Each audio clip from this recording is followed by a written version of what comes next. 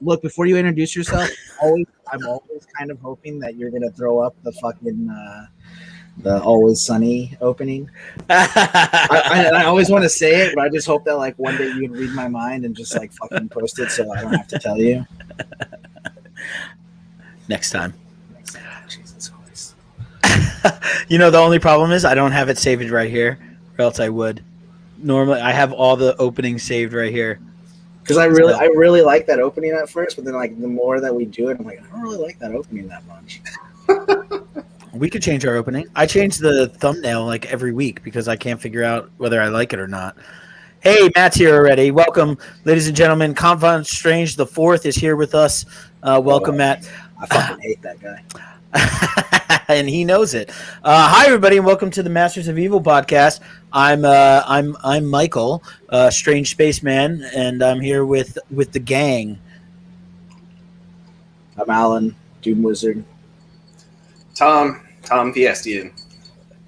It's funny that James fucking commented that, because James messaged me yesterday and was like, when's that podcast? And I'm like, it's tomorrow. And he's like, dude, I've been hitting refresh on YouTube over and over waiting for it to start. And I was like, yeah, dude, it's tomorrow. Everything on the IG says Wednesday, so plain as day. I mean, James ain't really that smart, so. He must really like Gravediggers Union, though, for waiting for 2 days to talk about it. Yeah, absolutely. He said that was private information, you piece of shit. Off to a good start already. Good to have some friends in watching. This week, every week we pick a random book and talk about that book. We give our ratings on art and the story overall. And this week it was The Gravediggers Union, written by Wes Craig, who is a well-known artist of Deadly Class, a podcast favorite.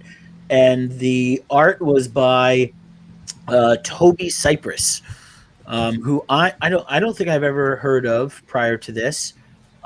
He's new, or was relatively new when this came out. I don't have the date. I didn't look that up, but it was probably a good 4 years ago. And I'm about to vomit because of what's going on the screen. I'm just joking. I just see like fingerprints all. I mean, it doesn't help that I'm rubbing it with my finger, but I just see like fingerprints all over the camera. Yeah, I don't see any fingerprints on your face, so I think you're good to go. So this book was 9 issues, complete story. Some of us only got through the volume 1, so we're just going to talk about volume 1. I don't know. We might talk about more. Who knows? Spoiler alert for everything we talk about. We're going to probably spoil. So don't get upset. Not that anyone's watching. I'll give the quick plot rundown that they gave with it. The supernatural world has gone crazy. The apocalypse is coming, and only the Gravediggers Union can stop it. How? Well, first their leader Cole has to find his estranged daughter. But is she the one behind the apocalypse? Wild comedic horror with steroid zombies, monster gods, swamp vampires, ghost storms, and space monkeys. And that's the Gravediggers Union. So that's a pretty accurate description. For sure. Absolutely. I'll argue one point. I think that. Here's a great shot of a zombie getting it to the face. I think I got that they were trying to be funny, but nothing really hit me.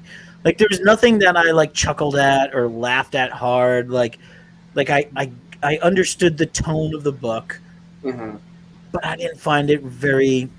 There was one part I actually screened. I don't know if I sent it to you. It's wherever the the ghost storm took everybody in the town, and there was she was talking about how they're immature, and then it was like this land is totally ours now, and it reminded me of the part from Hot Rod where Danny McBride beats the guy up and takes his hat, and he's like, this is totally my hat, something like that. It kind of reminded me of that. But I mean, yeah, it wasn't really a funny book. I thought the pasty vampire dude that was living in that house was kind of amusing, but Yeah. there was, and this could lend, I guess, towards the art sometimes. I enjoyed it, but I feel like some of it was hectic enough to where I didn't really, I like kind of glanced over it kind of quickly to where I kind of forgot what the hell was going on for a split second. But yeah, it definitely seemed like it was trying to be amusing and lighthearted and things like that, and it was, and it still definitely had some deep, family things going on and whatnot. But yeah, there wasn't. I wouldn't necessarily say there was like straight out jokes and stuff. Yeah. Yeah. I agree with the statement you said, Tom, about like it's kind of reflective of the art as well. That comedic art style. I mean, the art style, but just the zombies, like the way they were drawn and moved, and they said like "grah," so they would just like there would be two of them in the thing, and one would just like look at the other and be like "grah," and it would say "grah" back, and it was like that back and forth. Yeah, it was more visual than anything. Yeah, I get that. And also the beginning, like with the monkeys and shit, kind of reminded me of Magnolia again. It's like the second time. Like I just like those, like the heavy black, where there's just like here's shadow. It's just straight fucking black. There's no fade or anything. It's just I know I like. My favorite part of the art was just the monkeys. Like I liked it all the way through, but I mean, there's the one part with the sword. I think I sent you, where like that fucking the green little sword that she's holding or whatever. I like that. I mean, I didn't hate the art, but there's parts of it that I liked more than than other parts. Some of the original, the first like couple issues, 3 issues, maybe 4, those little backstories in the very beginning with the monkeys and stuff, those were drawn by Wes Craig and not Toby. Yeah. So he actually did those little backstories. Oh, okay. And that might be why you like it more, because you're used to his style a little bit more. Yeah. So what? Yeah, one of the things I was gonna say was like I definitely saw, like, I know what you were talking about like that, like Mignola kind of style a little bit, just with the shading and stuff. But I at times I was like, oh, this looks like very much like Wes Craig, and I thought I was just kind of like it was in my head, and then like I kept noticing it, and then I went back and read about it, and I was like, oh, okay, he did do some art in here, so it makes sense. But yeah, the art style is pretty cool. I found the creation of all the different monsters and ghouls and zombies pretty cool. This was one of my favorites. This was actually from the second trade, but this is just an example of kind of like the zombies and these things. I forgot what they called them, like trash golems or something like that. Yeah, I believe so.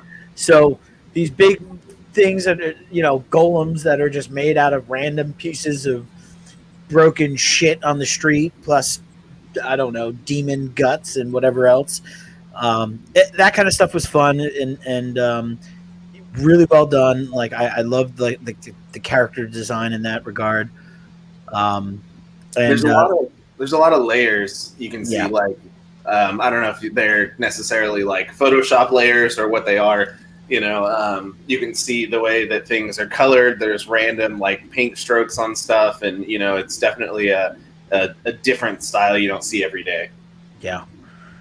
Yeah, absolutely. Yeah, everything and yeah, it's almost got that feel of like old film, like an old film that's kind of like beat up, and it's like an old horror film, like that's been watched too many times, or the reel's been run too many times. Yeah, I like that. Almost like that grindhouse feel. Yeah. Yeah. The art was awesome. I really loved it. I thought it was the best part of the book.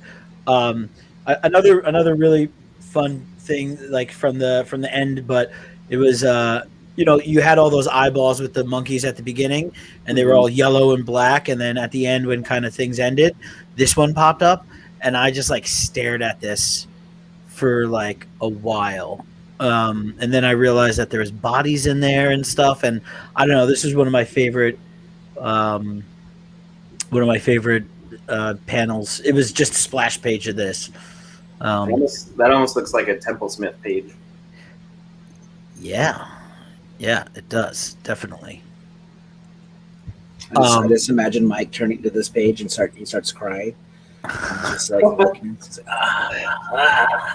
There's something fucked with us if this is the kind of things that bring tears to our eyes, but you're probably not too far off. Sexual tears. Yeah. Oh, okay. That kind of tears. Like, I'm fixing the cum. I'm getting after it. This is the point where it happens. So, yeah. I mean, so what did you think about the whole premise of it? Like, did you know anything about this book going in? Were you just kind of? Can we go back to the very first, where the fucking tractor falls on the guy's arm, and he's just like chilling, like nah. Yeah, ain't no tractor just gonna like fall on my. Well, because at first it kind of looks like the tractor like falls on the guy, like his body and shit, and I was like, cool, this guy's dead. And then it like shows him again, and it's just like on his arm. He's like, "Hey guys, come over here." Yeah, he's like, "I'm in pain over here," or something. Yeah. They don't ever really go back to those guys, do they? No, I remember. Even when towards the end of Volume 2, they get a big group of the Gravediggers back together to go fight the big bad stuff. I don't remember seeing that group of dudes. Yeah, I do not either. I don't know. So here's another thing, right? So, well, let's go back. We didn't really like. Did you know what to expect from this book at all? Did you understand? Like, I had no idea there was gonna. I assumed there was gonna be zombies in it. I didn't know there was gonna be fucking crazy swamp vampires and space monkeys and shit. Who picked this book? I think Tom did. Yeah, and it was one of those Image books that came out on the shelf, and I thought it was cool, and I'm pretty sure I bought issue 1, and then I just never picked up another one after that, and I never heard anybody talk about the book. No one I knew talked about it whatsoever, and so I think I ended up like putting it together with a lot that I sold at one point in time, like when I sold a whole short box at one time, kind of thing. And so I never read it. I was always curious, so that was why I threw it in the mix. You need to talk to James more. James is fucking gushing over here at this fucking book. The art kind of reminded me of Butcher Baker, Righteous Maker. Did you ever read that by Joe Casey? It was an Image book too, and parts of it are similar. I'll have to bring that out someday, and I'll show you guys. It's got some crazy things in it too. Yeah, no, I don't. I can't say that I've ever read that. I don't remember. It doesn't sound familiar. So I had another question and I totally ran off my I totally forgot. I had no idea what to expect. I thought it was just about some gravediggers. Maybe they were disgruntled and they started a union. I didn't have any idea. I literally read this last night, to be completely honest with you. What did I do last night? Oh, I watched Bucky Larson, To Be a Star. I don't know if you ever seen that movie. And then right after that, I read it on Comixology. By Comixology, I mean InStockTrades.com. InStockTrades.com. I mean, I liked it. It was one of those real, limited fucking conversations where, I feel like a lot of times I get lost. Like if I have to read a bunch of shit, like I'm gonna look at it and go, fuck, man. Like, oh, this is. It's funny that you say that too, because like I can sit down and read a novel with no problem, but if I have to read a wordy comic book, I get fucking lost. And absolutely. I think it's because you're taking in all those words and not picturing it in your own head like you would during reading a novel. You're actually trying to take in all those words and look at all these photos, and then I just forget what I read 3 panels ago. It just doesn't fucking work. Yeah, I agree with that. And like the other thing is like that's not what I'm here for. I just, like that's, I don't know, if I wanted that shit, I'd go back and read like Stan Lee, like old Stan Lee comic books, because I just that's not what I want when I'm. It's a different, totally different medium. Like you have this this visual reference, this story being told alongside the words, and I get frustrated. I mean, like Scott Snyder is one of those guys. Like, man, I just can't read his books because I just like, I love it, but I get so lost in it. It's so grand, and like it's like he's writing a novel. Yeah, it's just not there for me. I think a lot of older stuff, you tried to be way more descriptive than they need to be because they have that art there. Like, in older comics, they'll describe every single thing that person's doing with all these. Yeah. They pulled out the fucking thesaurus, and and it's like it's not necessary because you have that medium there to show you visually exactly how things are progressing. You're just enhancing it with what the story is behind it. Yeah, it's like, look at the slender man in the corner by the chair with his hand raised. It's like masturbating. Masturbating. That's a panel. We don't need to read that. Yeah, you don't need to read that at all. You just like show it. Don't explain. Don't tell it. Right? Yeah. No, I agree. So yeah, I did like that. Right? Like I love. So I'll say this. So I didn't think there was. I think I liked it. It was great. The art was good. The story was great. There didn't seem like there was that much substance to it. Like it was just a pretty straightforward, fun book that, had some great art with some crazy, wacky monsters and shit. And it was fine. And I enjoyed it, but it wasn't very, and I not everything needs to be compelling, but like I didn't even feel like I knew any of the characters. I didn't even feel like I knew who's the main character in this. Is it the daughter? Is it him? Is it the witch? Like I don't even like, even the old dude Cole. He just didn't seem like a protagonist. Like I don't know. But it also was like one of those things where you don't have to know so much to even care. Because I mean, it was only 9 issues, so yeah, and that part I agree with. Like, I got the story and I was happy with it, and it wasn't wordy and it hit a lot of the notes. I feel like me personally, I always look for a character that like I walk out of a book and I say that character was awesome. I want to fuck that character. Yeah, I want to fuck that character in every hole, but I didn't get that out of this. You know what I mean? So I don't know. I've also been working a lot and like really fucking frustrated. And I read this over the past week, and maybe I was just mentally taken out because I was thinking about a million other things. But I don't know. It was fun to look at. That's for sure. Yeah, I don't know. I would have fucked the space monkey. So you gotta get together with these characters. I don't know what you're talking about. Yeah, I would have definitely fucked the the flying bird light guys. Mm-hmm. They would have gotten it. Yeah, dude. Like the almost like Native American, or I don't know, maybe I'm wrong. Egyptian looking, like the bird gods, the big light ones, like the white colored ones. Right. Is that what you're talking about? Are they white or are they Native American? What? Oh yeah. Fucking racism. I can't even come into this podcast without fucking Mike saying some racist shit. Yeah, those things. I would totally fuck those things. Yeah, those things were pretty fucking cool. All that art in that, I actually I think that was my favorite art in the book. Like I think you said earlier, with the monkeys and those fucking crazy space eyeballs and shit. Great. Well, I don't know. We didn't. There's definitely, with all those backstories and stuff that like led into this and whatnot, there's definitely a lot of room for this book to go places, because like as you said, the ending is pretty predictable in many ways, but like that's okay because there is a lot of open-ended stuff that you could branch off with other characters and things like that to keep the story going in some way or another, pick it up later on.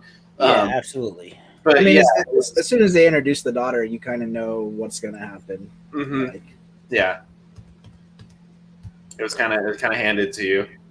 But again, that doesn't make for a bad book. It's still an easy read and a fun read, but it's just kind of, you know you're getting.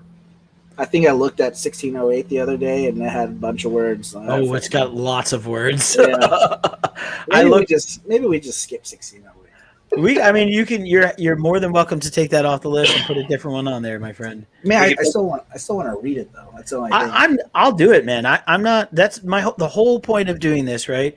And like I fucked up a little, or not fucked up, but like I went and just picked some books that I really wanted to talk about, like things like Deadly Class or whatever. But the whole point of this is to read things that either I've been meaning to read or I would have never fucking thought about. So we've said that a million times, but yeah, whatever. I'm all for it.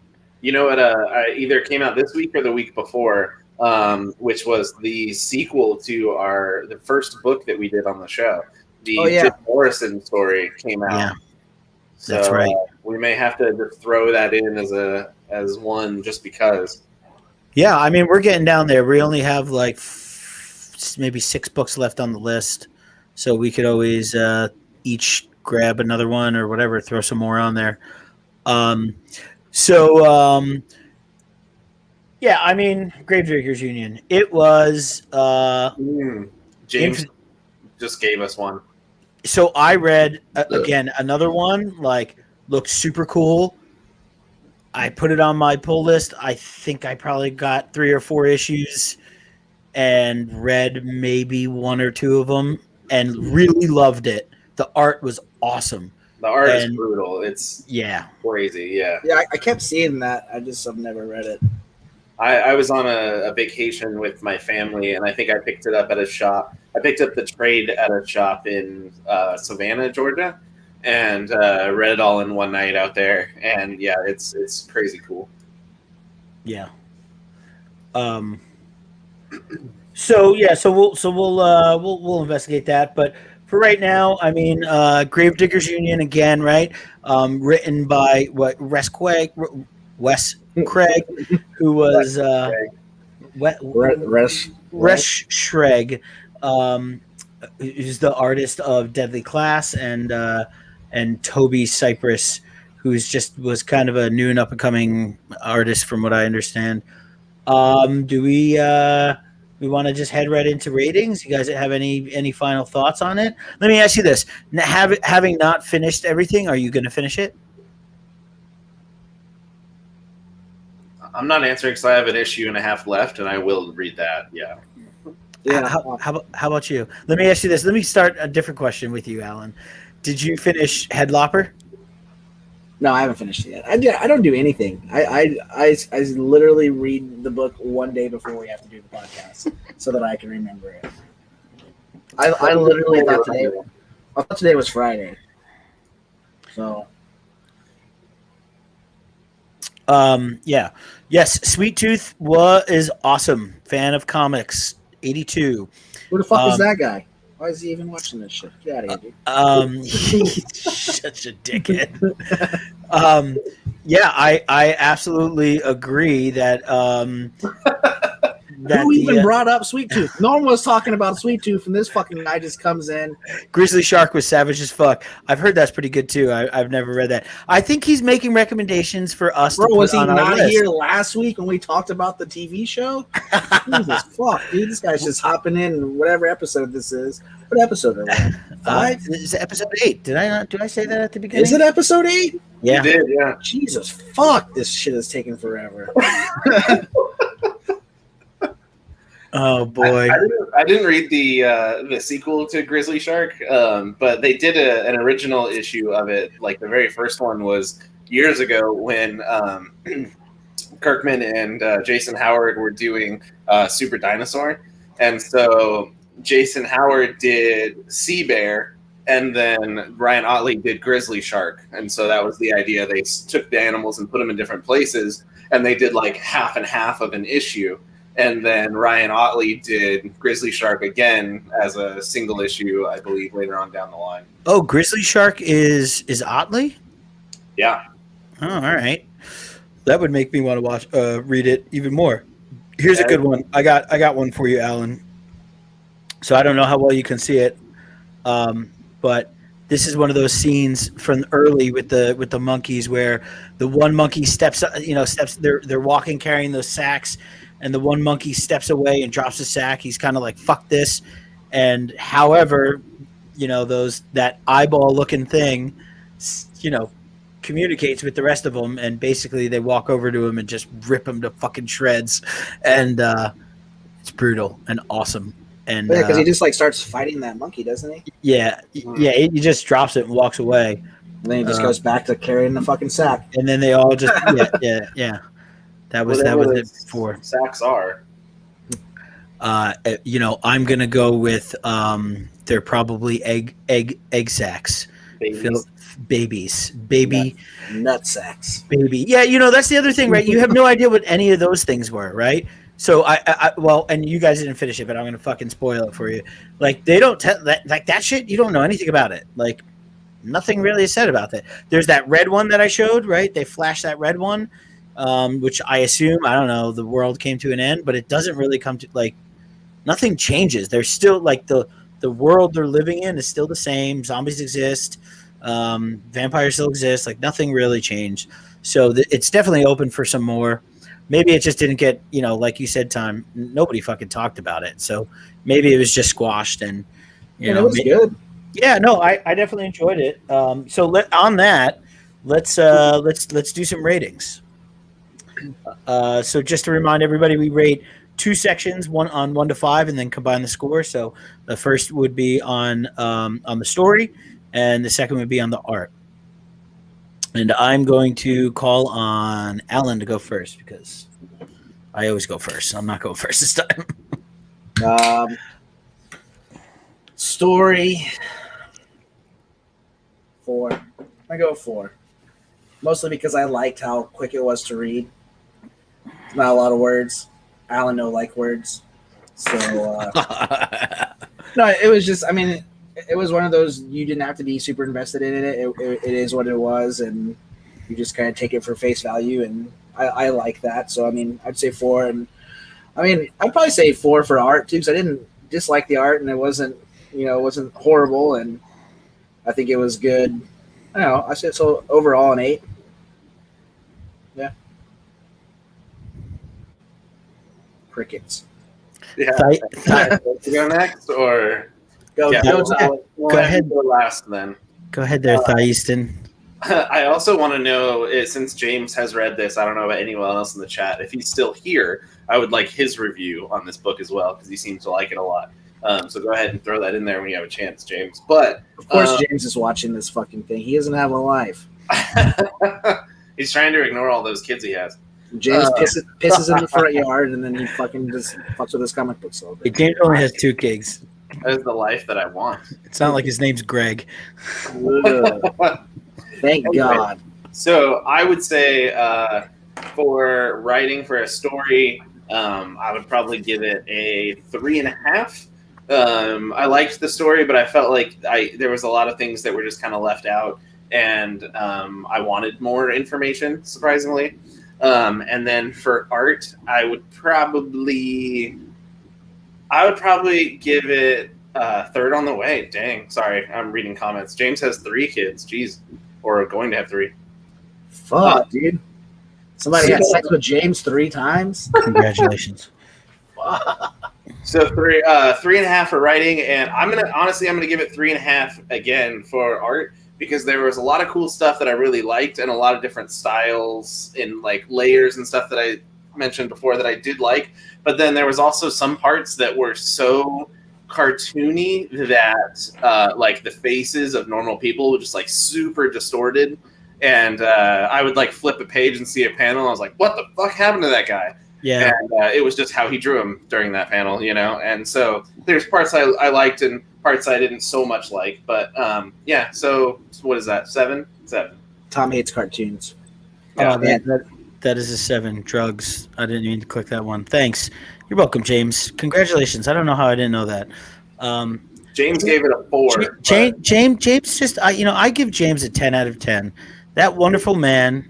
I got to give him credit for what he did for me, making that trade nigh on a month or more ago. But he's a real stand-up guy. And fuck James. James sucks, bro. I love you, James. So yeah, I'm right there. I'm actually. So I wrote down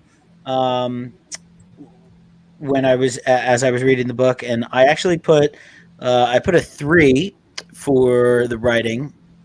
Same thing as Tom. It was okay.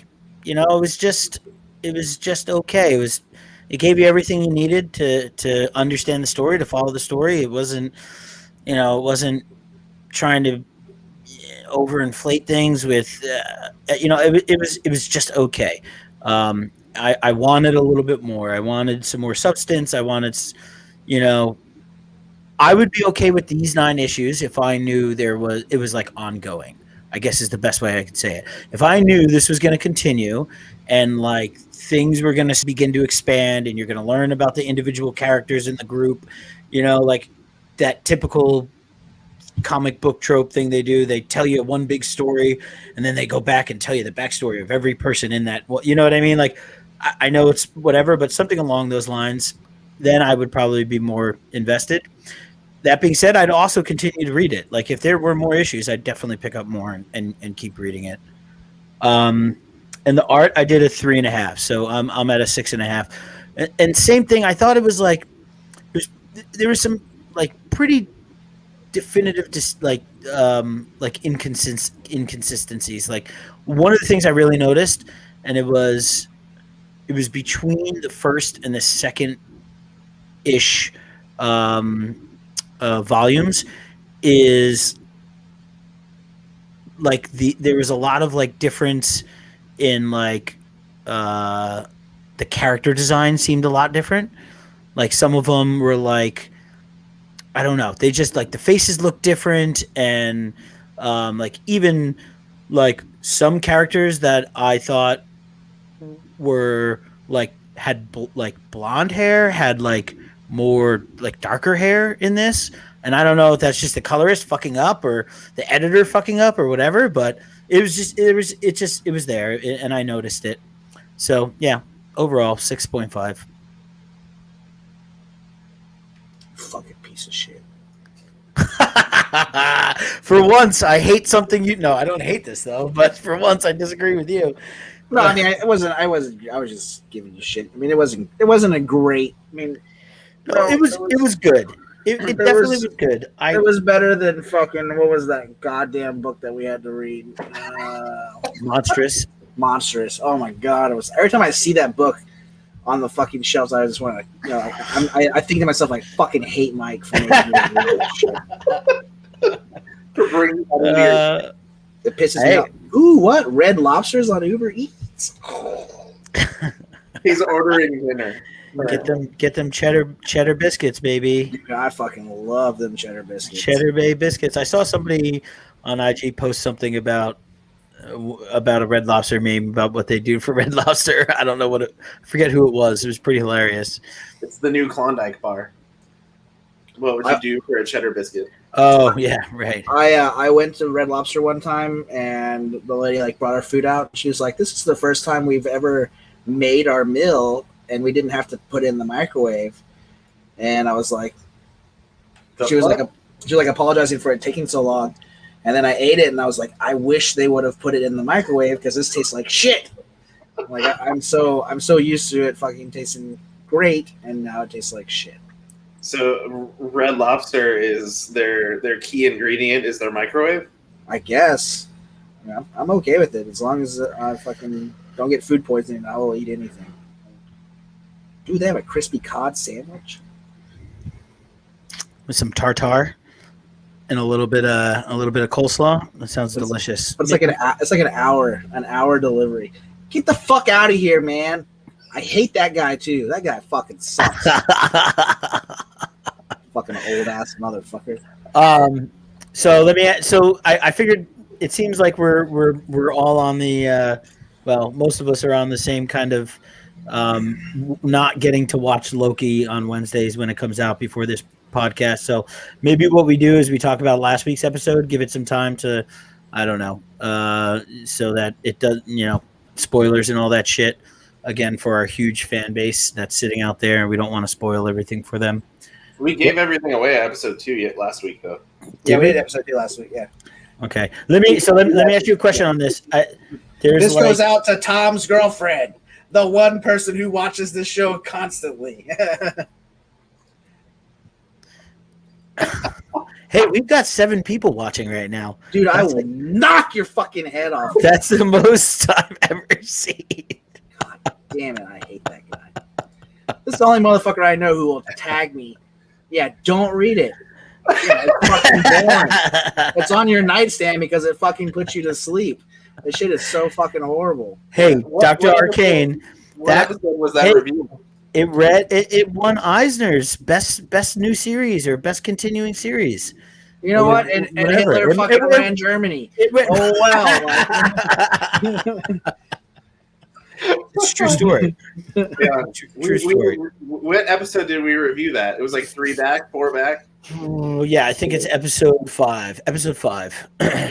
Go back and watch episode 8. Yeah. Go back and watch that Arcane, and then decide for yourself. Yeah, it was not good. Or read the fucking book and decide for yourself. That's very true. If you already have it in your possession, you might as well try. Yeah, it'll take you 5 days to read one panel of that fucking shit. It's so boring. Here's the truest statement ever: critics don't know shit. That is absolutely true. I never trust a critic. I don't give a fuck about what Yelp or Rotten Tomatoes or anything says about something until I do it myself. Because you realize that's what we're doing, though. We are critics. Yeah.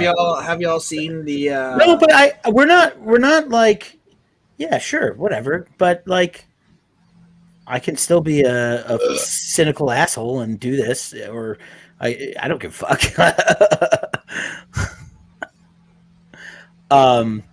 Jesus Christ! God damn you, James! Now I hate you again. Have y'all seen the early reviews of Black Widow? How they're saying it's really fucking good. I have not, but that wouldn't surprise me. I think the only thing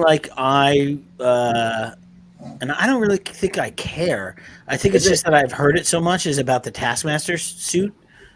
I still think it's a woman. Yeah, lady or whatever. There's also that one guy, that one black dude on the poster that isn't explained who he is at all, so everyone thinks it's that guy. Yeah. But I've thought it's a woman this whole time, and I still want it to be. Yeah, I literally bought another comic book that I have 2 copies of the other day because of the first female Taskmaster fucking. Was that in that Deadpool story? In that Deadpool Max? Yeah, Deadpool Max 5. That was a very interesting story. Yeah. Was it Tyler Baker was the artist? He's like a Disney artist. It's really strange that he did that. I mean, you can kind of see it though too from the cover. Like it just it has that very Disney-esque kind of feeling. I think the I, is there an I in his name? Probably not. But there's a letter in his name that has a very Disney style writing. It's that, I don't know which one it is now, but that's all I can think of. I will say that there's that since you posted that, there's that Thor Thor 5 book, number 5, where it's the first appearance of Lady Loki. That's kind of catching some heat, but as someone who watched the 3rd episode, she the Enchantress, like everybody's been saying. She does say her, I can't even, I'm not even going to try to pronounce the name, but whatever her name is, the Sevilla or whatever. I don't forget. Yeah. So she's the Enchantress. But she also says that she's a variant of Loki. So Loki created that version of the Enchantress. So it's Well, what didn't he have something to do with like so I don't like I've never really read Thor or Loki or any of that stuff like so that's all kind of like I only know the movies and whatever I look like I guess one day I want to read Jason Aaron's run just because it's Jason Aaron, but I've never read anything from them. So isn't like he originally like responsible for her becoming like as guardian or whatever? She was just like a regular human, and he did that to her, tricked her or something. I thought that was the storyline.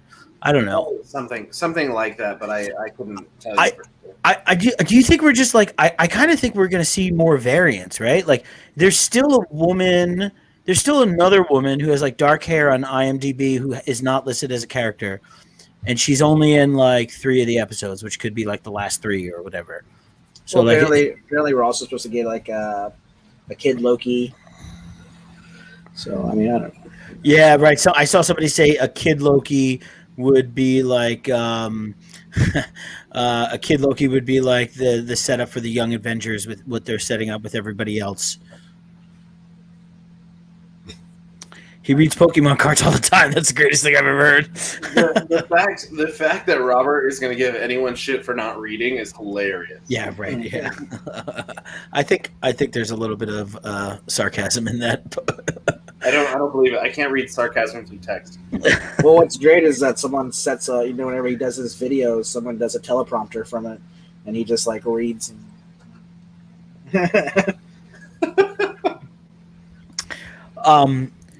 Yeah, I mean, either way, I like the show. I think the show doesn't. Yeah, the show. Like, I watched 2 episodes. I like the show a lot. I think it's good. I think it's funny. I like whatever the fuck his name. The dude who plays Loki. I forget his name. He's a good actor. I almost said Thomas Middleditch, but that's not who it is. I really like that actor. What's his name? Talladega Nights. Talladega Nights. Yeah. He's just fucking great, man. Like I love him. He's awesome. He's great at that character. I think Owen Wilson's awesome. I think he's good for that character as well. It's funny. It's all that, and it's got picked up for season 2, I think. And yeah, I don't give a shit what these movies do anymore. Like I don't want to be like have to like trace it back to shit. Like I just don't care anymore. I just tell me a good story, and that's what they're doing. I see. Yeah. I have a buddy who doesn't really watch he's not watched none of the Marvel movies. He's never watched Star Wars, but he is in our group chat, and he'll always send like memes and shit that have like stuff to do with like the movies, and I'm like, you don't even get that. Like, why are you fucking sending it? And then he's like, well, I want to watch this show. Do I have to watch the Marvel movies? And I'm like, not really. You don't have to really. I mean, you kind of do, but you don't really have to because they're pretty good at setting up stuff without like needing too much of a backstory. It would help, but it's not mandatory. Yeah, I mean, you could watch it, I'm sure, and follow along, but every one of these movies has like actual, or every one of these shows so far has actual scenes from the movies, which kind of wouldn't make sense. Like if you didn't know who Thanos was and you saw like Loki seeing his neck get snapped, I mean, it doesn't. You get the idea that he dies, so that's all you really need to know. Who's that purple guy? Who is he? What is he doing to Loki? Please tell me. So I mean, who knows? I used to work at Red Lobster. Yeah. Oh man, that's horrible. Now he's the manager of a Radio Shack.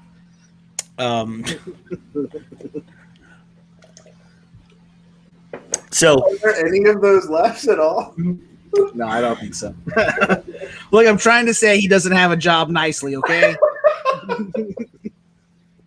So we're in the middle of a pandemic, Tom. Sorry. Assistant general manager at a Toys R Us. You can't say you're full-time unemployment. It doesn't work that way. Yeah. It's still for a job. Well, I collect unemployment. So another thing that I was rather intrigued by this week, I think, Alan, you posted it in the chat because I didn't see it came out. Was yes, me. It wasn't you. It was the Suicide Squad? Who was it? Tom? Was it Suicide? It might have been Roy. Yeah, it definitely wasn't Roy. That's for sure. Steroids. Yeah, steroids. This coming from the guy who's sitting there with his shirt open, showing off his. Bro, it is so hot, dude. His chest shoulders. Bro, it's fucking.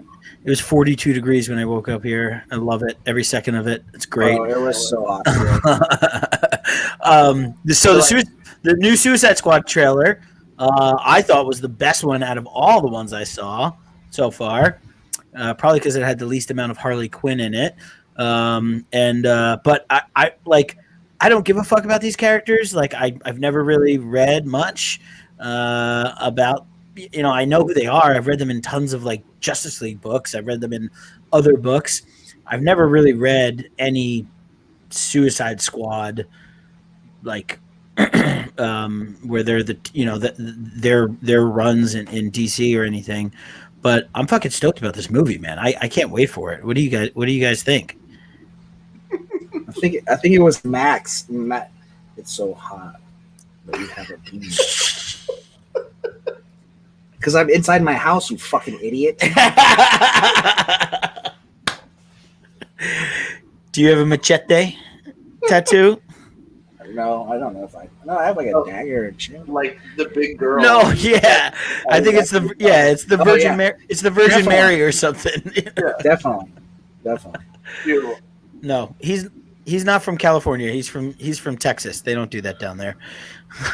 We have a strong Hispanic culture down here. I understand that. Racist son of a bitch. That's not what I said. That's racist son of a bitch. No, Tex-Mex came from somewhere, and it definitely wasn't California. I don't know what he said. Anyway, let's go. Is he cheering for me? What does that mean? Let's go, Alan. Let's go, Alan. He doesn't have the stamina or the fucking upper body strength to fight me. Anyways, before I was really interrupted by Rob. Yeah, I know. I don't really like Pete Davidson. That part where the what is it, a squirrel or whatever it is, the weasel. Yeah, where he's like, "You put me next to a fucking werewolf." That part was kind of funny. Yeah. I think it was Max who said in the group chat that he's excited for John Cena.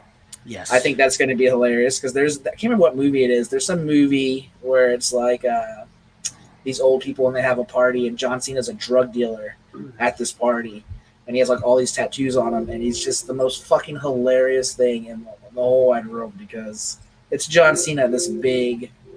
The fuck is that? Sorry, my computer's dying. No. He's actually lying. He's finding an excuse so he can take a piss. Piss in a bag. That's actually the bag he pisses in. The sick thing about it is there's still ice in the bag, and then he uses the ice in his drink. he just drinks the piss afterwards.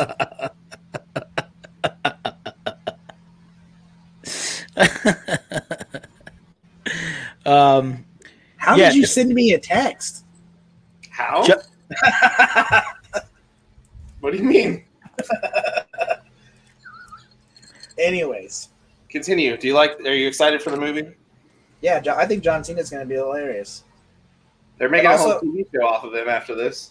Who's that lead guy? I can't remember his name. The guy who's playing is it Deadshot? And he's playing Idris Elba. Yeah. The dude from The Wire. That's all I know him as. I know he's in tons of shit, but that's how I always think of him. He was in James will know this. He was in Hobbs and Shaw. I watched this the other day.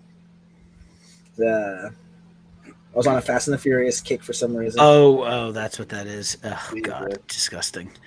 But that character, like you would think, whenever characters are in movies, their first appearances kind of blow up. I have like 4 copies of that book. It's like a $10 book, and this guy's the main character of a fucking movie. Yeah, they definitely make him out to be more main character in this trailer. Yeah. So you're talking about he's Deadshot in that? Mm-hmm. I think he's Deadshot. Or what is he? I don't know what he is. Is he Deadshot? The first appearance of Deadshot is only $10. No, he's not Deadshot. He's a different character. Yeah, I don't think he's Deadshot. No, I don't know who he is, but Because Will Smith was Deadshot. Did they not recast him? They replaced him with a different person or a different character? Yeah, I didn't think. That's how much we know about this team. No, he's Bloodsport. Oh, yeah, okay. Yeah. I knew it was a movie. Well, I thought the whole point of this was to focus on the more obscure characters, right? Like I think there's got to be there's fucking 30 of them, right? Probably how many of them die in the first 20 minutes of the movie, right? That's what I'm excited for. Almost like you think about God, what the fuck was it? Deadpool 2 with the X-Force, right? The X-Force comes in and everybody's so hyped about them being in the movie, and then they just die. And I was just like, oh, this is great. Because best way to do that. Yeah, it was. And because those characters suck anyways, right? And I don't know. I like Star Shatter. Yeah, out of all of them, he's probably the best. But his double sword, it's the most 90 thing I've ever seen. He's from Planet Mojo, bro. He is from Planet Mojo. But no, James Gunn himself has flat out said that 90% of the team doesn't make it through the movie. So I think you will be stuck with Harley and probably and maybe I'm not mad about it, bro. I think Margot Robbie is a fucking babe. Yeah, and she's good at the heart. I'll say this: that movie was garbage, though. She could come in my house right now and shit on my bed, and I'd be like, "Good job, babe. Good job." My God, yeah, she could. That's some Amber Heard shit right there. That's an understatement.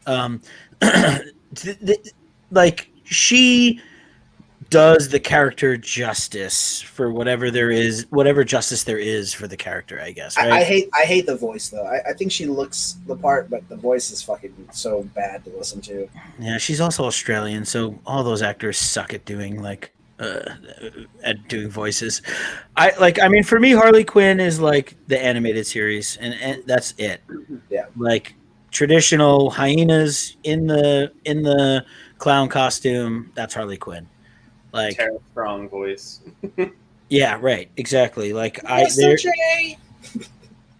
Mr. J. Yeah. I mean, I'm not even gonna try to do the voice, but you just did it. What do you mean? Oh, I didn't. Whatever. That's just my normal voice. Just me, a normal Italian. Hey, I'm just Italian from Jersey. What the fuck you want from me, huh? You know what I have been watching is I've been watching all of The Sopranos through again, and I am almost done with season 4. And I fucking forgot how much I love that show. So a great show. That show. So that never watched The Sopranos. Have you watched The Sopranos, Tom? No, never. Not a single episode. Oh my God, dude, you need to watch it. So that entire show was filmed where I grew up. Literally, when I was in high school, we would go to the mall, and they would be sections of the mall closed for shooting at The Sopranos. That would happen on a regular basis, or we would be at some fucking random deli in South Hackensack, and there would be closed for Soprano shooting. And HBO would be there, and they'd all be there. That strip club is on the highway near one of my buddy's house. It's called Satin Dolls. Anyways, I fucking love that show. It's so good, and it makes me want to be hey all the time. No one wants you to be hey all the time. Don't listen to Tom. I want you to do that all. That's what I grew up with, man. My fucking family are a bunch of wops, and they talk like that all the time. Is it okay to say it because you are Italian? Is that how that works? Yeah, you can say wop without paper. No, we don't support cops here. Get the fuck out of here, Jason. We don't watch cops. We don't watch none of the cop shows. We won't even watch what's that one movie? Not watching. I actually like Time Cop. That's a good movie. Oh, Luther. I want to watch Luther. Time Cop is great. I remember Time Cop specifically because I was young enough to remember there's a scene with a titty in that movie, and that's the only reason I loved that movie. Idris Elba was good on The Office too. That's all I think about. He was on yes. The Office for a while. Reno 911. Who was? He wasn't on that. He probably was.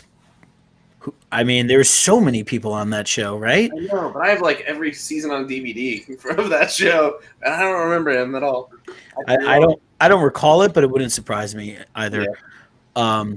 I do love Reno 911. Oh, no, man. I get it. He's talking about the fact that we don't watch cop shows. That is a cop show we watch. Oh, yeah. Okay. Yeah.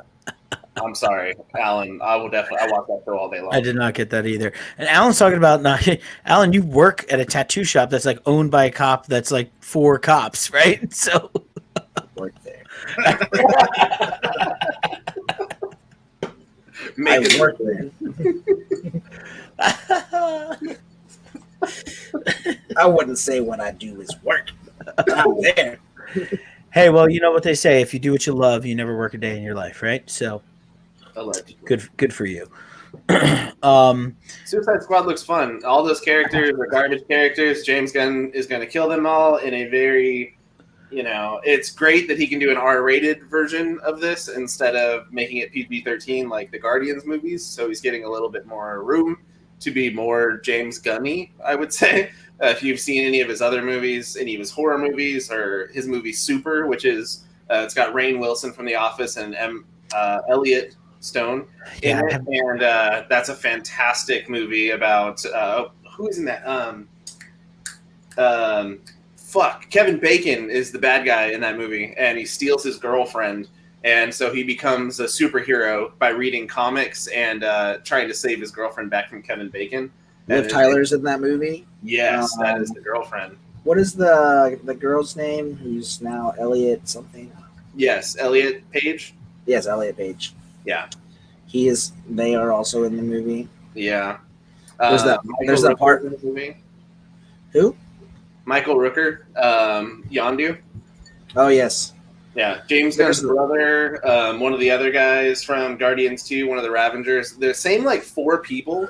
If you look, with Michael Rooker, James Gunn's brother Sean Gunn, and then 2 other dudes are in every single one of James's movies. They're in Suicide Squad 2, obviously, and yeah, literally every movie.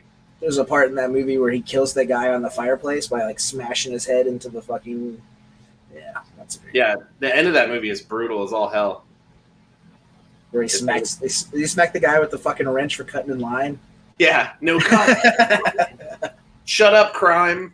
Yeah. That's the best movie. If I was to cosplay ever, it would be that costume at conventions. That's it. Yeah, I'd carry a big fucking wrench around. It'd be so good.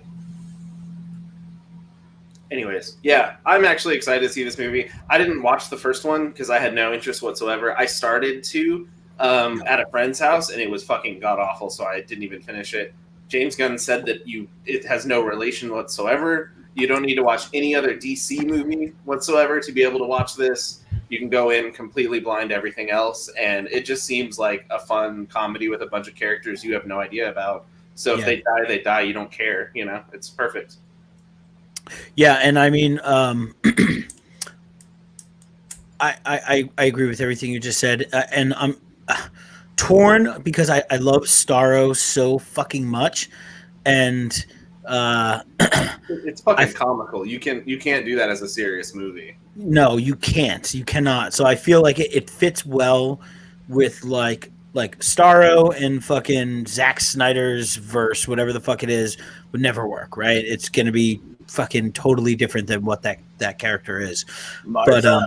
And then Starro's like Martha, yeah, whatever.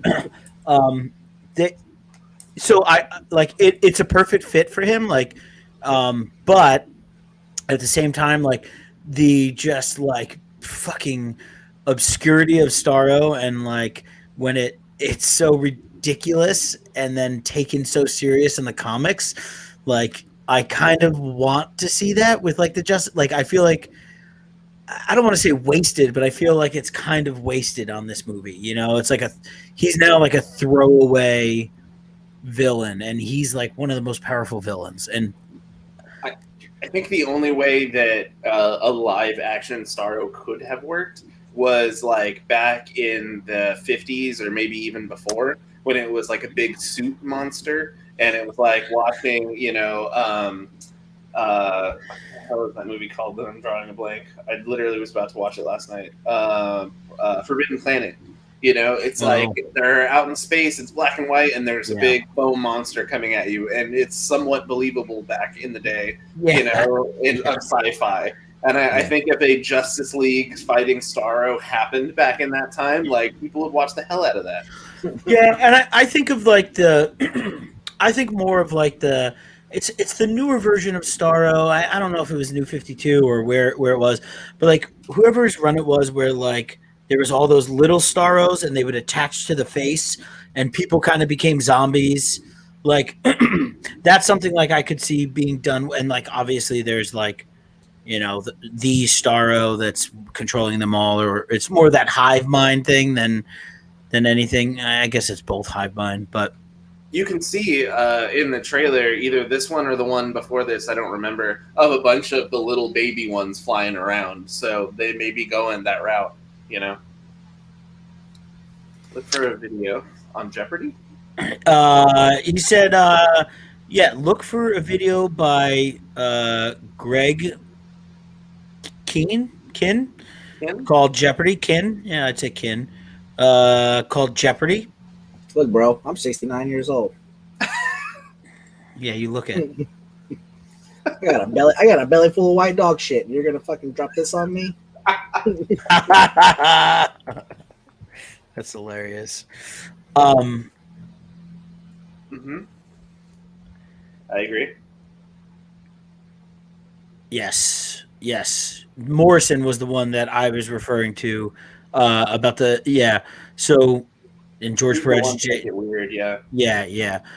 Like I feel like if you took any of Morrison's DC stories and made them into like a live action show or movie, I'd watch every single one of them. I thought you were going to name a specific one, and I was waiting for it. Oh, I mean, Nate, which one? I don't know. Animal Man? Yeah, of course. Oh, fucking give me Animal Man. Give me Animal Man all day long. Give me.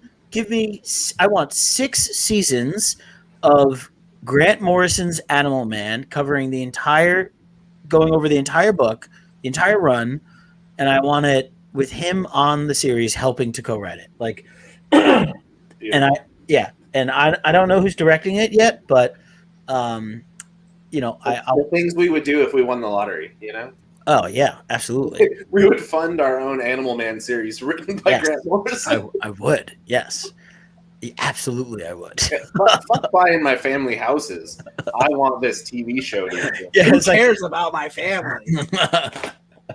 I can either set up my family for life or drop $100 million on 6 seasons of that. Probably wouldn't even get me 1 season of no. The Swamp Thing TV show was $80 million for season 1. But hey, if I won the lottery and I won over $100 million take home, I would pay another $80 million to fund season 2 and watch that and enjoy the fuck out of it, because I knew that I could do it. I 100% do that. 100%. I would trust you with that. What am I going to do with $20 million? I don't even know. That's still too much money for me. Invested in Dogecoin. Yeah. Season 80 3. of that can go to Swamp Thing. Speaking of that, actually, before we move on, the new Swamp Thing story, I don't know if you guys are reading it or not, but the Suicide Squad just showed up, and it's most of this team, like Peacemaker is in there and blah, blah, blah. And I kind of feel like it's a way to incorporate something that's coming out in a movie to sell a book better, and it really pisses me the fuck off. Yeah. I mean, Swamp Thing does not need some gimmicky bullshit to sell a book. The first 3 issues of that book were really cool. There was a lot of cool things. Poison Ivy came in, and she was running the green and stuff. It would be awesome. But do you think? Wait. But fuck bringing in the Suicide Squad they're bringing them in for 5 issues out of this 10-issue run. I feel like that's a grab. That's 100% true. But yeah, no, I feel like it's a grab to help a book get more sales, and it doesn't need to happen. Let me ask you this question. So I agree with what you're saying that, anytime a movie comes out, right, they put out the book, right? Like when they announce the whatever movie, they're gonna it could be right if Animal Man was announced as a series, when that series launched, 6 months prior, there would be a brand new Animal Man series written by fucking Brian Michael Bendis with like one of the best artists on it, right? And oh my god, if Brian Michael Bendis ever wrote Animal Man, I'd stop reading comics. Period. I would just never read. Brian Michael Bendis and like Jason and like David Finch, Ryan Silk, David Finch, I just stop reading all DC comics for the rest of my life. But you could possibly get a Animal Man Happy Meal at McDonald's. Ooh, that'd be sweet. Right. So, I get that. That's what they do. I get that. Put the promotion in, right? What I would suggest more than anything, this is a sidetrack, is put the fucking trades of all the older stuff. Put that back in print. That's what people want. Like, when something pops up and like it's like, oh, Invincible, right? When Invincible came out, like, why didn't you put out every trade of Invincible and put it on the shelf? Like, I know that's Image, but like with the big two as well, they do the same thing. You know, Loki just came out. Do you think you could find a trade about Loki anywhere? You know what I mean? Like, put that shit out. But instead, they do this bullshit. And I don't know that they're trying to, like, do you think they're trying to sell Swamp Thing? Or do you think, like, nobody's going to be like, oh, like, the fucking Suicide Squad's in that issue of Swamp Thing, I got to pick that up. I think it's more like to that that dedicated reader who reads Swamp Thing, right? Because if you're reading Swamp Thing, you're probably, fucking loser. You're probably dedicated to the medium. You're gonna read it either way, yeah. And right. So now, like, are they like trying to just put that in your brain? Like, it's coming out. Make sure you watch. You better see the. Tom, go see the movie, Tom. Tom, what are you doing? Are you sleeping? Tom, wake up. You gotta go see Suicide Squad. Next thing you know, you're fucking naked, standing in your fucking roommate's bedroom, screaming about how you love the Suicide Squad while you're fucking choking yourself. I do think it is the reason you mentioned first. I honestly think it's because it's bringing in the team that's in the movie. That's not the current team that is in any comic out right now. No, right. That's what I'm saying. Yeah. So I feel like they're using Swamp Thing, a book that people may be already reading, even if, it was the first 2 issues of Future State. Swamp Thing sold almost the highest out of all of those books. It went to a second printing. Swamp Thing hasn't gone to a second printing in a very, very long time, if ever. That's interesting. Yeah, and so this new printing of it has been, received very well, and so I honestly think it's just trying to put those characters into something because they either can't house their own book, they can't carry their own book, or they're just trying to bring light to these characters that the only other place you'll see them is in this movie. Because if they reprint all those old Suicide Squad books, it's not going to be all these characters that you're watching in this movie. Yeah. So a lot of people will go to your local shop. They'll want Suicide Squad books. And if they have printings of their old shit that DC reprinted, they'll buy them and they'll be fucking pissed because it's not what they want. That's so what happened with Guardians. People went back and wanted to read the old Guardian stuff, and none of those characters are in those Guardian stuff, and they got fucking mad about it. Well, maybe it's just James Gunn movies that fuck it up. Then maybe it's something else. I mean, I get what you're saying though. I think though, I get that point. There was a lot of story in those first 3 issues, and there's no reason to bring Amanda Waller and her bullshit team into Swamp Thing, and that's all I'm complaining. It's totally unnecessary, and of course, right? They're not gonna just wedge that in like Batman or Superman because they can't do that. Tom hates women. Okay. Amanda Waller. Why'd you bring up Amanda Waller, huh, Tom? It's her fucking team. If she didn't exist, they wouldn't be there. Who knows? Maybe some guys just want to hang out with each other and no big deal. Why do they got to be guys, Alan? Or fucking sharks? I don't know. Weasels. I'll probably actually go see this movie in a theater because I haven't been to a theater in over a year. The first movie I'm gonna go see in theaters is Black Widow, actually. Yep. But I'd probably go see this just because it looks fun in general. Not even caring. Why are you gonna go see Black Widow in theaters? Why? Yeah. Because I miss going to the movie theater. I think I just more want I'm just ready to go to the movies more than anything. I almost went and saw A Quiet Place 2 the other day, and is it good? Yeah, I went and saw it in the theaters. Yeah, see, I almost went to do that, and I got sidetracked, and the one by my house took it out of the theater already. So yeah, that was good. I got to drive 45 minutes to go to a movie theater. I got to drive an hour and a half to go to a good movie theater. Move out of the fucking boonies, man. Well, maybe one day. Hey, I'll tell you what. I loved living here for the past fucking 18 months. You've only lived there for 18 months? No, I've lived here for fucking 10 years. I'm saying over the past 18 months, I've loved the fact that I was in the middle of nowhere in Vermont, away from humans. Ah, yes. I get it. Get it. I tattooed this guy the other day. He got this big cobra on his side. Cock. And he only set through the outline. I think I sent it to the group chat, maybe not. But he only set through the outline of the tail. Well, when you said 18 months, you reminded me. This guy had a swastika this big on his shoulder, and then a big swastika SS bolts on his lower back, and then a white pride right across his chest. Wow. Right across his stomach. So after we finished, he couldn't sit for the tattoo. So after we finished, I was like, pussy. Hey man, how long were you locked up? And he goes, 18. And I go, 18 years? And he goes, no, 18 months. I go, fuck, dude, 18 months? You got all that fucking hate? And he's like, I had to do it to survive. And I'm like, bro. Survive? So what he should be doing is covering up all of that with his big-ass cobra, not adding new tattoos. Fucking liar. Yeah, he's lying. Yeah, the worst thing about somebody like that is that they can't. Like, I don't have any respect for you. I'll at least hear what you're gonna say if you say, no, this is for me. Like, I didn't do it to say you're doing it for protection for 18 months of probably in a not even a state penitentiary. You fucking I can understand 18 years. Yeah, if you're 18 years in prison.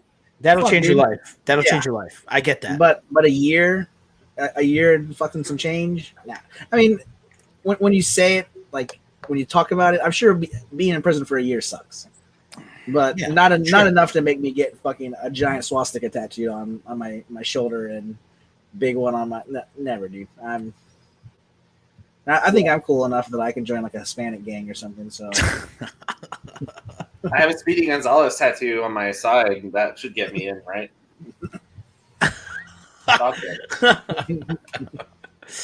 Oh, yes, it will get you in. Hey, Mike, I have a question for you. Yeah. What book are we reading this week? You know, Tom, funny you should ask. Wait, hold on. Are we doing the thing with the fucking guy this next coming week? I haven't responded to him.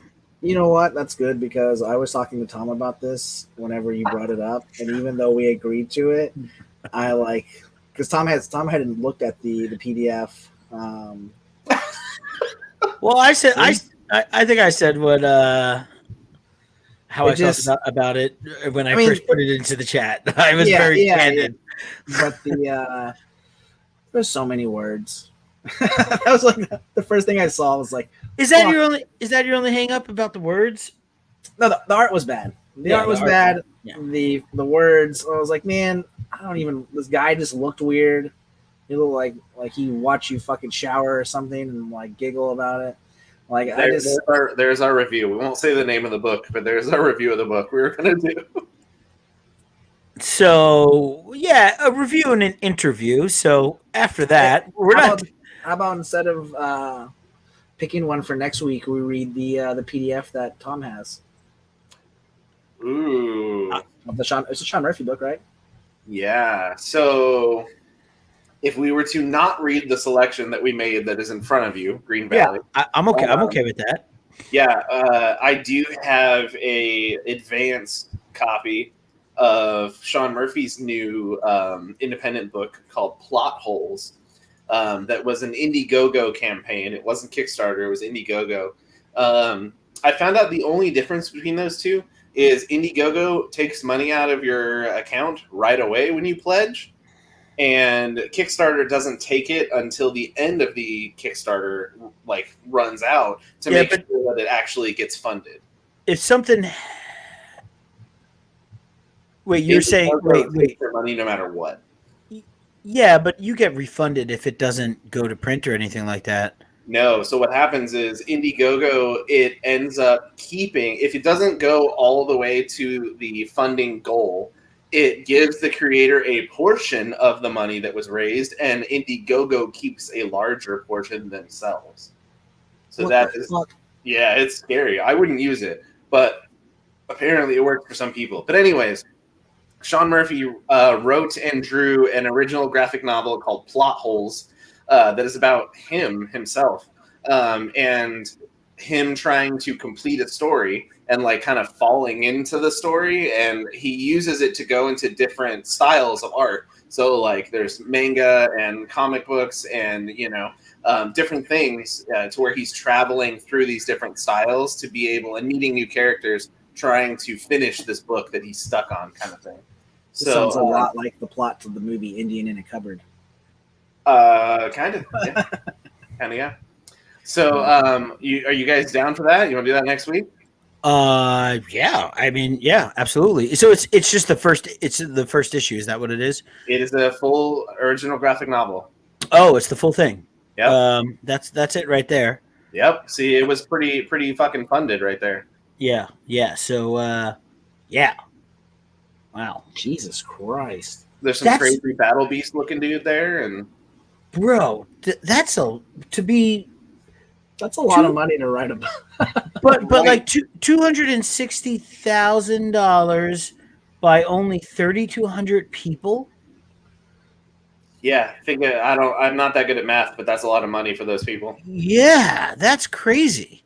I think the hardcover with the stretch goals or whatever that came with it, I think I pledged $50. And so I got some little print things and a sticker or something else or whatever. That's not too bad. Average is like 82.18.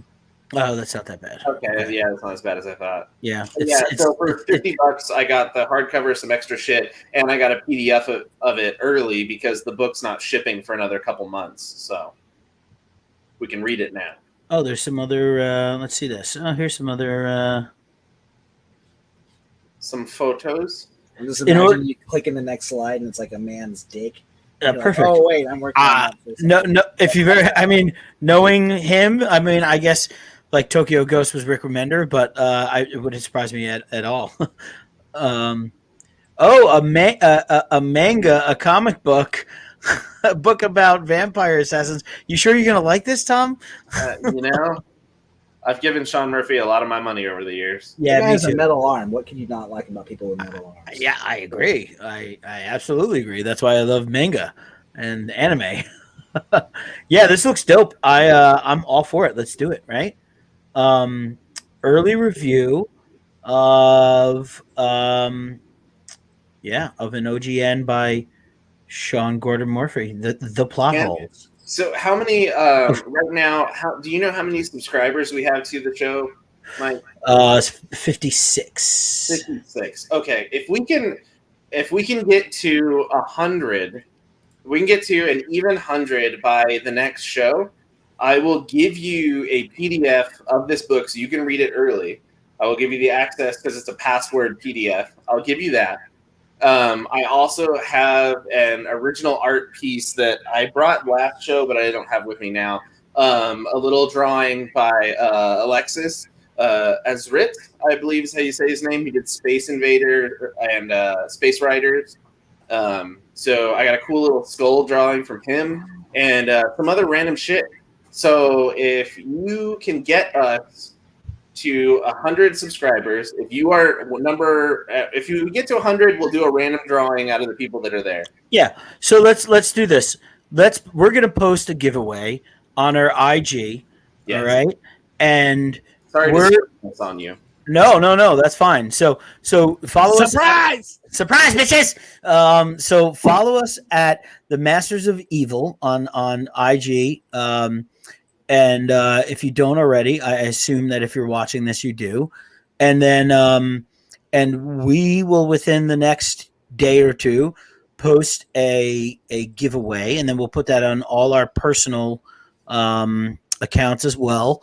And we'll do one of those things, right? So we'll break it down for you. Tag 3 friends, like our IG, and subscribe to our YouTube. You do those 3 things, and then you get entered into a drawing to win this piece of original art, a PDF of an entire OGN unreleased. I'll even throw in this for you guys. Oh, that's hilarious. And maybe, you know what, I got some stuff I could probably throw in there too. So let me give it a look. And let's give us a few days, because I'm actually going out of town tomorrow. So I might have to, or we could add new things to the giveaway depending on how many people we get. Should we do it from 2 weeks from now, or? So I was going to say that I was going to Vegas tomorrow too. I'm not coming back for 5 days. So I also won't be here, not this coming week, but the following week. So I'm gone that same Wednesday. So the Wednesday after the 4th of July, right? It's like the 8th or something like that, July 8th, whatever it is. I won't be here as well. Okay, so should we go back and do the book we were originally going to do, and then save plot holes for 2 weeks later when everyone's back? So it would be 3 weeks from now. Correct. Yeah, I'm down with that. Let's do that. Okay. So what's the book we were going to read, or are now going to read again? So, Jesus Christ. So let me bring that up real quick there, gentlemen. We gotta end this podcast, man. I gotta pee like a racehorse. Yeah, me too. You don't have a bag there. So next week we are going to be reading Green Valley. It is a 9-issue miniseries put out by, I don't know that this was Image. It might have been Image. I thought it was like Boom or something like that. Oh, it's like a Boom book. Yeah, but so Green Valley by Max Landis, art by Giuseppe Gamacoli, a fellow Italian gentleman. It's about knights and time travel and dragons and all types of fucking cool shit. So next week, that's what we're going to be reading. Green Valley, quick, easy 9-issue read. For most of us, at least, and then for what Mike is trying to say is it's a quick, easy read for Mike. Yeah, and then likelihood that me and Tom are going to read it, we might. We might have. And then we're gonna post a bunch of information about a free giveaway for some awesome stuff. We'll throw a shit ton of stuff in there, maybe some books, some original art, and a copy of the PDF for the plot holes. And that will be 3 weeks from today that we will announce a winner. And that is all under the assumption that, and I'm probably going to push it beyond 100 subscribers just because we're giving them 3 fucking weeks. So I think that's reasonable to say. So 101 subscribers. 101 subscribers. If we get over 100 and we still have the time left, we'll add more shit into it and see how high we can get. I like that. Yes, let's go with that. Do you like this random thing that I found? It's now added. What about this old iPod? Wow, that's crazy. So so again, you need an iPhone brick? I got you. Follow us on at Masters of Evil. Tom, $15 Taco Bell gift card that I'm going to use in a second to buy some food. It's to Alan from Santa. I love that you got Taco Bell gift certificate for Christmas. That's great. That's very Alan of you. It's from Santa. Santa knows you. Anyways, thank you guys for being here, for watching, as always, for chiming in. Everyone, no, not you. Shout out to Tom's girlfriend for watching this whole video all the way through. You a real one. Real one. I'm not even going to tell you that she forgot about it today. No!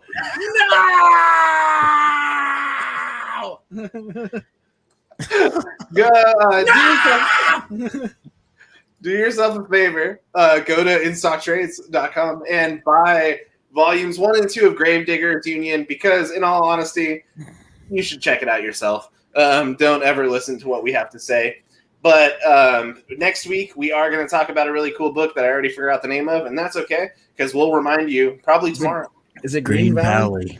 Green Valley. I wanted to say Green Mile, and I was like, that is not correct. Isn't that the company that makes the fucking green beans, Green Valley? That's Green Giant. Ho, ho, ho. Green Giant. Do you also know Santa?